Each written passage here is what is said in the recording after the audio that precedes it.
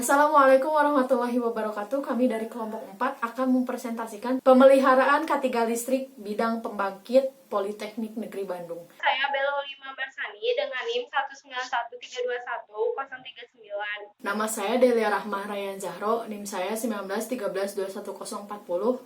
Nama saya Iqbal Witadra dengan NIM 1913214048. Karena kita tidak bisa mengontrol langsung ke lokasi Politeknik Negeri Bandung karena adanya COVID-19 ini. Kami di sini tidak langsung terjun ke lapangan, kami hanya mencari riset di internet.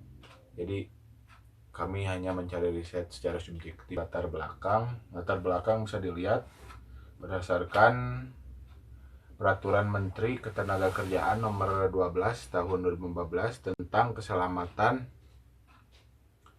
dan kesehatan kerja listrik tempat kerja, dan tugas laporan pemeriksaan ruang generator lama Politeknik Negeri Bandung mata kuliah K3 listrik yang salah satu tujuannya adalah mempraktekkan dan pengujian.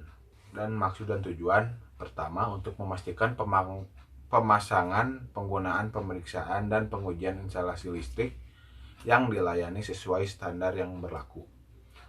2. Memberikan informasi mengenai pentingnya penerapan keselamatan dan kesehatan kerja K3 di wilayah Politeknik Negeri Bandung.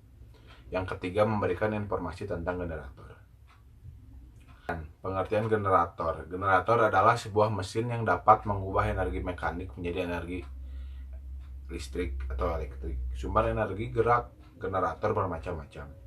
Generator mempunyai dua komponen utama, yaitu bagian diam atau stator dan bagian bergerak atau rotor.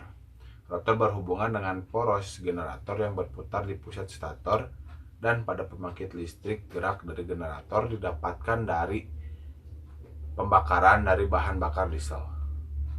Jenis-jenis generator. Berdasarkan letak kutubnya, generator dibagi menjadi dua, generator kutub dalam dan kutub luar. Kutub dalam adalah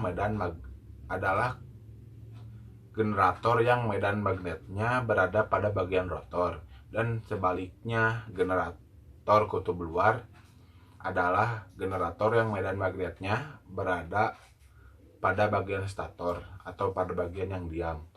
Yang kedua berdasarkan fasa. Ada yang satu fasa dan ada yang tiga fasa. Dan berdasarkan bentuk rotornya ada dua macam. Yang pertama adalah generator kutub menonjol yang RPM-nya rendah, yang biasa dipakai di PLTA atau PLTD.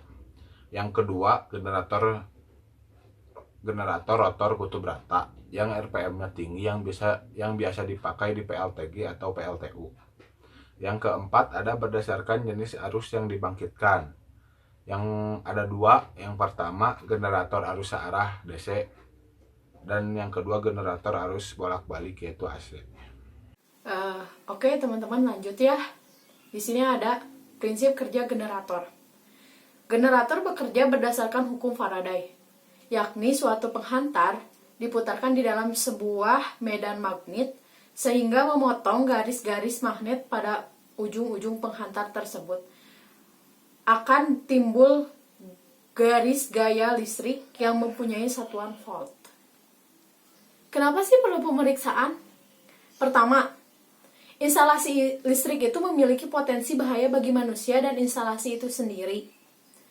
Potensi bahaya ini bisa menjadi sumber penyebab terjadinya kecelakaan listrik. Kita sering dengar ya teman-teman, banyak banget kejadian yang menimpa diri kita, makhluk hidup, atau benda-benda yang misalnya ada di sekitar kita tersengat listrik. Contohnya kemarin ada berita anak kecil yang tersengat listrik sampai meninggal.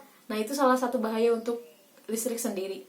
Kedua, terdapat 5 ancaman bahaya listrik, yaitu bahaya kejut listrik, bahaya kebakaran, bahaya panas yang dapat merusak isolasi, bahaya ledakan atau percikan metal panas, dan 5 bahaya lainnya. Banyak banget bahaya yang menimbulkan kecelakaan fatal, fisik, mental, ataupun apapun itu, kerugian uang atau kerugian harta benda kita, kerugian fisik kita, banyak yang disebabkan oleh karena listrik, karena kita sendiri tidak memproteksi diri kita untuk lebih menjaga dari segala sesuatu yang membahayakan, terutama listrik. Kayak misalnya kita nyolokin listrik untuk charger, main colokin aja. Kita nggak tahu kalau misalnya tiba-tiba ada kejut listrik, kenapa ya? Nah, salah satu bahaya yang kita nggak sadari itu salah satunya itu. Di sini terdapat 6 penanggulangan resiko. Saya akan bahas satu saja. Di sini ada berusaha untuk menghindari dan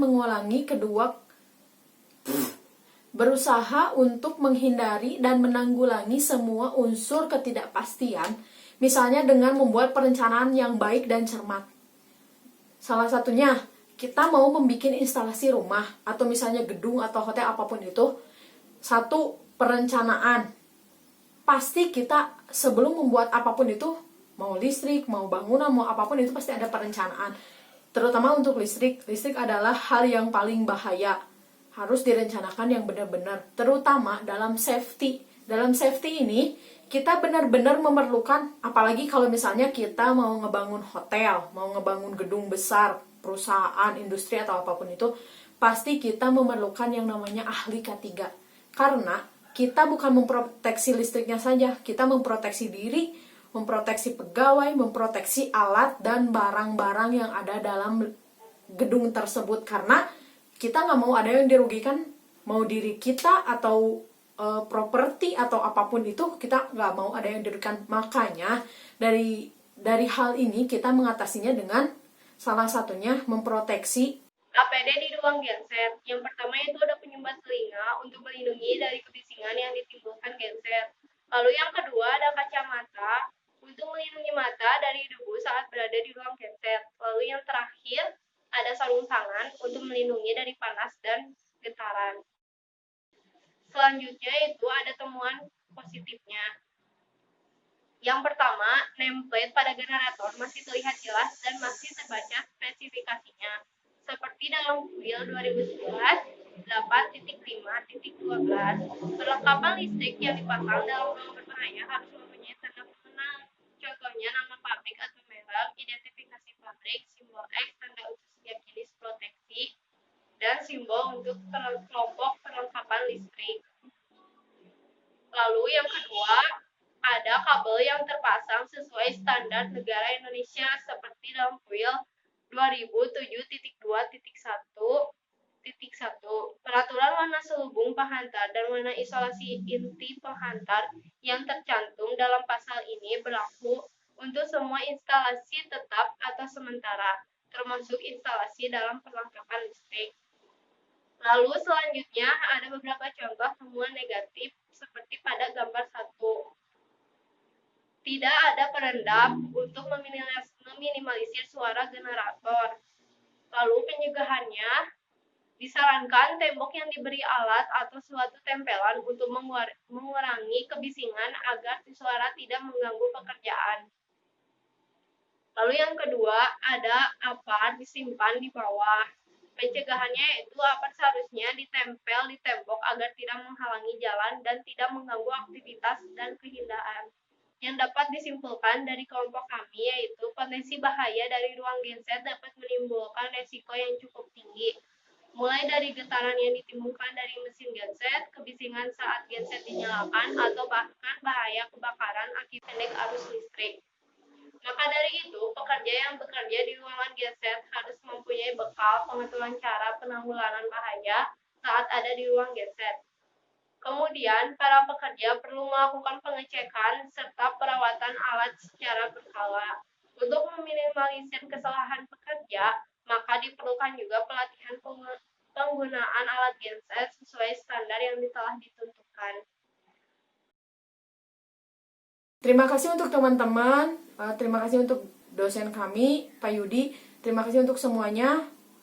Mohon maaf apabila banyak kekurangan. Untuk semuanya stay safety, jaga kesehatan, jangan lupa olahraga, jangan lupa jaga imun tubuh. Terima kasih semuanya. Wassalamualaikum warahmatullahi wabarakatuh.